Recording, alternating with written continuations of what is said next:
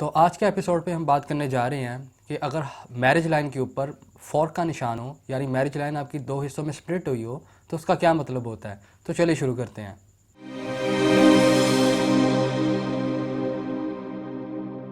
अस्सलाम वालेकुम दोस्तों, वेलकम टू हाल किस्मत। मैं हूं आपका अपना एस्ट्रोलॉजर अली। तो अगर अभी तक आपने चैनल को सब्सक्राइब नहीं किया तो प्लीज़ सब्सक्राइब करें ताकि आप आने वाली फ्यूचर्स की वीडियोस को मिस ना कर सकें। तो आज का जो हमारा वीडियो का टॉपिक है वो है मैरिज लाइन के ऊपर फॉर्क। तो हमने अपने पिछले एपिसोड के ऊपर बात की थी कि हाथ के ऊपर सेकंड मैरिज को कैसे देखा जाता है। अगर आपने वो वीडियो नहीं देखी, अगर आप वो वीडियो देखना चाहते हैं तो उसका लिंक भी मैंने वीडियो ही के डिस्क्रिप्शन के अंदर मेंशन कर दिया है, आप वहाँ जाके देख सकते हैं। तो आज के एपिसोड के ऊपर हम बात कर रहे हैं मैरिज लाइन के ऊपर कि अगर मैरिज लाइन के ऊपर फॉर्क का निशान हो, यानी वो दो हिस्सों में स्प्लिट हुई हो कुछ इस तरीके से, तो उसका क्या मतलब होता है। सबसे पहले तो आपको मैं ये बताता चलूँ कि मैरिज लाइन होती कहाँ पे है। अगर आप मेरा हाथ देखें तो आपकी सबसे जो छोटी उंगली होती है, इसकी नीचे जो हॉरिजॉन्टल लाइंस होती हैं, यानी कुछ इस तरीके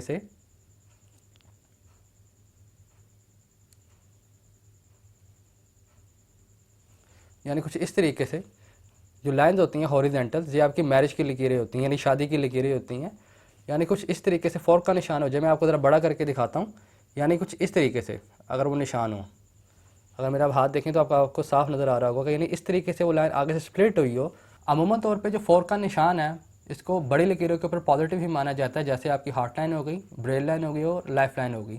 लेकिन इसको मैरिज लकीर के ऊपर, यानी मैरिज लाइन के ऊपर कभी भी पॉजिटिव नहीं माना जाता, ना ही इसे पॉजिटिव पढ़ा जाता है। ये अगर मैरिज लाइन के ऊपर पाया जाता हो, ये एक नेगेटिव साइन है जो सेपरेशन को रिप्रेजेंट करता है। और एक बात आपको मैं अपनी पिछली वीडियोस के ऊपर भी बता चुका हूँ कि ये जो लकीरें होती हैं जो आपकी मैरिज लाइन को रिप्रेजेंट करती हैं, ये आपकी फ़िज़िकल रिलेशन को भी ज़ाहिर करती हैं कि इंसान दूसरे इंसान के साथ फ़िज़िकल रिलेशन में रहता है, यानी वो जिस्मानी ताल्लुकात कायम रखता है। तो इसके ऊपर जब फॉर्क का निशान आ जाता है, अगर आपकी फेट लाइन सही हो तो ये हमेशा सेपरेशन को रिप्रेजेंट नहीं करता, वो सेपरेशन किसी और किस्म की होती है। क्योंकि ये जो लकीरें होती हैं आपके इस माउंट के ऊपर, ये आपकी जिस्मानी ताल्लुकात को ज़ाहिर करती हैं।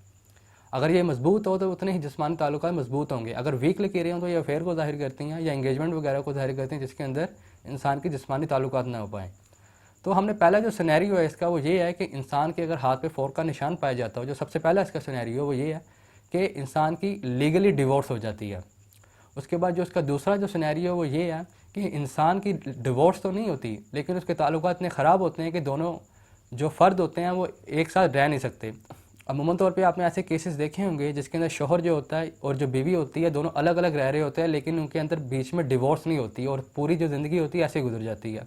और इसकी तीसरी जो कॉज है, यानी थर्ड जो कॉज है, वो ये होती है कि इंसान अपने पार्टनर के साथ फिज़िकल रिलेशन में नहीं रह पाता। मीन्स कि इंसान जो होता है, अगर सपोज़ कर लें कि अगर किसी इंसान के साथ शादी हुई हो और जो उसका हस्बैंड है वो किसी फॉरेन में काम करता हो, यानी उसकी शादी के बाद अगर वो वहाँ पे चले जाता है 5-6 साल के अरसे के अंदर, तो उस 5-6 साल के अंदर अरसे के अंदर अगर उसकी फ़िज़िकल रिलेशन ना हुआ हो उसके साथ, तो उन लोगों के हाथों में भी आपको फॉर्क का निशान मिलेगा, लेकिन ये आपका पॉजिटिव साइड हो जाती है। बाकी जो दो कॉजेज़ हैं वो ज़्यादा नेगेटिव हैं। तो हम पहले बात कर लेते हैं पहली कॉम्बिनेशन के ऊपर। अगर हाथ के ऊपर फॉर्क का निशान हो और ये मर्द और औरत दोनों पे ही इम्प्लीमेंट होती हैं ये बातें, और उसके साथ आपकी फेट लाइन के ऊपर किसी भी एंगल पे जाके अगर ब्रेक का निशान आ जाए, यानी ब्रेक और फॉर्क का निशान हो, तो ये डिवोर्स को रिप्रेजेंट करता है। तो इस केस में अंदर इंसान की डिवोर्स होकर रहती है और उसके बाद आपको अमूमन तौर पे इस लकीर के ऊपर एक और शादी की लकीर भी नज़र आएगी। वो यानी कुछ इस तरीके से होती है। यानी ये तो पहली आपकी आ गई फॉर्क की लकीर,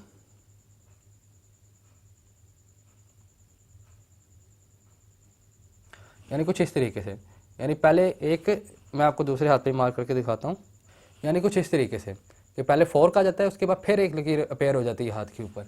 तो ये आपकी दूसरी शादी को जाहिर करती है कि इंसान का जो पहला रिलेशन होगा वो कामयाब नहीं हो पाएगा, जिसकी वजह से उसको दूसरी शादी करना पड़ेगी।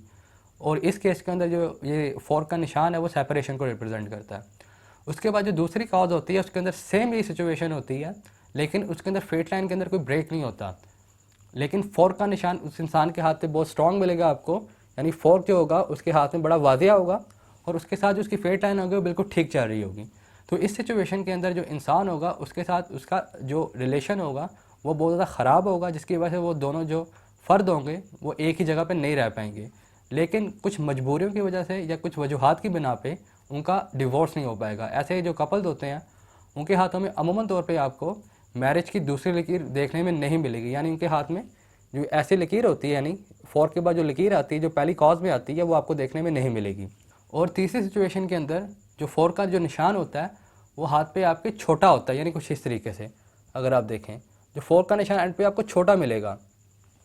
और इस सिचुएशन के अंदर भी जो इंसान की जो स्ट्रेट लाइन होती है उसके ऊपर कोई भी नेगेटिव साइन नहीं होता, यानी वो किसी भी एंगल से ब्रेक नहीं कर रही होती। तो इस सिचुएशन के अंदर जो उसका जो पार्टनर होता है वो किसी वजूहात की बना पे उससे रिलेशन कायम नहीं रख पाता, लेकिन उनकी मैरिज सक्सेसफुल होती है, उसे उनकी मैरिज के अंदर कोई फॉल्ट नहीं होता। अमूमन तौर पे इस किस्म के केसेस के अंदर जो अमूमन तौर पे जो औरतें होती हैं, ज़्यादातर ये औरतों के हाथों में पाया जाता है इस किस्म का साइन। उनके जो हस्बैंड होते हैं वो फॉरेन में होते हैं, जिसकी वजह से वो 2 साल या 2.5 साल बाद आते हैं, जिसके बाद उनका रिलेशन हो पाता है, यानी फिजिकल रिलेशन कायम हो पाता है। जिसकी बना पे उन लोगों के हाथों पे ये साइन आपको देखने में लाजमी मिलेगा। और 4 का निशान को पढ़ना कोई इतना मुश्किल नहीं है, अगर आपको बेसिक आते हो तो आप ये निशान बहुत आसानी से पढ़ सकते हैं। तो मुझे उम्मीद है कि आपको आज का एपिसोड पसंद आया होगा। अगर आपको पसंद आया तो प्लीज़ लाइक करें, चैनल को सब्सक्राइब करें और इस वीडियो को ज़्यादा से ज़्यादा शेयर करें, ताकि लोगों का जो मिसकंसेप्शन है पामिस्ट्री के ऊपर वो ख़त्म हो सके। तो कल के एपिसोड के ऊपर हम बात करेंगे कि हाथ के ऊपर बच्चों की लकीरें कहाँ पे होती हैं और उनको कैसे पढ़ा जाता है। तो अपना और अपने प्यारों का बहुत ज़्यादा ख्याल रखिएगा और मुझे अपनी दुआ में याद रखिएगा। अल्लाह हाफिज़।